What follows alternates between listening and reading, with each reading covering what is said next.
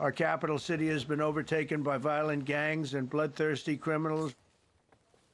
Donald Trump a décidé hier de déployer la garde nationale à Washington, le président qui a décrété un état d'urgence alors que les taux de criminalité sont en baisse depuis 3 ans. Il a promis qu'il ne se limiterait pas à Washington. Alors, pour en parler, je joins Julien Toureil, il est chercheur en résidence à l'Observatoire sur les États-Unis de la chaire Raoul Dandurand. Bonjour. Bonjour. Alors, Los Angeles l'an dernier, maintenant c'est Washington. Qu'est-ce que vous comprenez de cet usage de la force militaire par Donald Trump?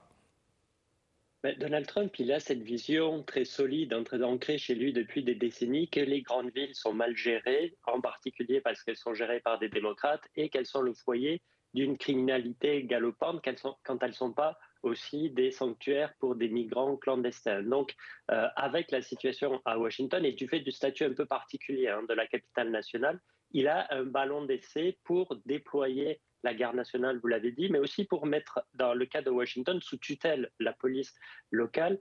C'est peut-être un ballon d'essai pour voir s'il peut corriger ou s'il y a moyen de corriger certains éléments qui ont été mis en application à Los Angeles avec le déploiement il y a quelques semaines en fait de la garde nationale pour lutter contre des manifestations. Et ce déploiement, il avait suscité l'opposition de la mairie de Los Angeles et de l'État de Californie. C'est devant les tribunaux depuis hier, donc il y a un timing qui est assez intéressant avec ce qui se fait aujourd'hui, avec ce qu'il a annoncé le président américain concernant Washington hier. Oui, mais Julien, Donald Trump dit que Washington est envahi par des gangs violents, par des criminels sanguinaires. Donc, c'est pour ça qu'il a décrété l'état d'urgence. Mais est-ce que c'est vraiment justifié?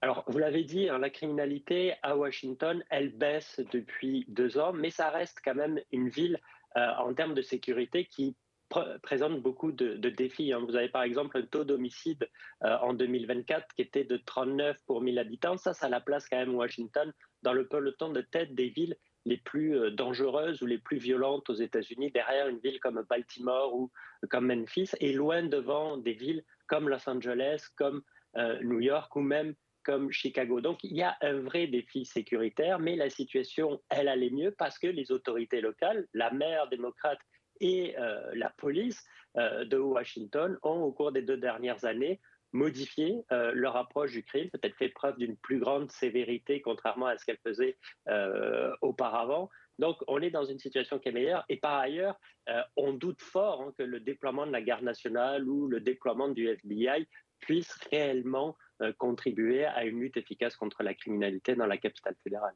J'entendais Donald Trump décrire les mots qu'il a utilisés pour décrire les criminels qui servent à rien, qu'en fait, ils servent à rien à la société, que les policiers pourraient faire à peu près n'importe quoi pour s'en débarrasser. Le but, c'est de nettoyer la ville.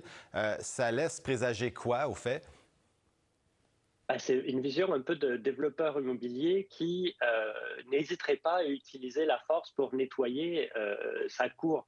Ça peut présager quand même de choses pas très rassurantes sur la conception qu'il a en particulier des grandes villes et sur la nécessité d'utiliser la force, entre guillemets, pour nettoyer ces grandes villes. On se souviendra quand même que le 6 janvier 2021, alors qu'il était président, il a été très réticent à mobiliser la garde nationale de la capitale fédérale pour venir aider à la restauration de la sécurité au moment où le Capitole était pris d'assaut par une bonne partie de ses partisans. Donc il y a une utilisation évidemment très, très politique de l'insécurité à Washington qui s'inscrit dans une vision très républicaine et très trumpiste des choses. Effectivement, pour se débarrasser des criminels, mais des sans-abri également. Je veux revenir sur un dossier là, qui nous intéresse. 10 ans après avoir autorisé le mariage homosexuel, la Cour suprême qui est appelée à se prononcer pour la première fois sur l'annulation de cette décision. Tout remonte à l'affaire Kim Davis, une greffière du Kentucky qui avait refusé en 2015 des licences de mariage à des couples homosexuels. Est-ce qu'on en est vraiment à vouloir annuler le mariage homosexuel aux États-Unis? Il faudra voir, parce que c'est quand même une décision de la Cour suprême, vous l'avez dit, qu'il avait légalisé à la grandeur du pays. Et donc, 10 années, à peine 10 années plus tard, imaginez que la Cour suprême se dédierait finalement sur une décision qui avait été très, très marquante. Ça reste assez douteux, parce que si elle devait changer, la Cour suprême, ses positions sur des enjeux de société comme ça très régulièrement, elle perdrait de son crédit, elle perdrait de sa légitimité, Toujours est-il qu'on est dans un climat de guerre culturelle entre conservateurs et progressistes, que ce sujet-là, il peut mobiliser dans ce climat de guerre culturelle et qui a, à l'heure actuelle, et l'élection de Trump en était quand même une illustration, un ressac des valeurs progressistes aux États-Unis, mais aussi ailleurs dans le monde. Toujours intéressant de vous parler. Julien Touret, je rappelle que vous êtes chercheur en résidence à l'Observatoire des États-Unis sur la chaire Raoul Dandurand. Merci beaucoup de nous avoir parlé aujourd'hui. Merci, bonne journée.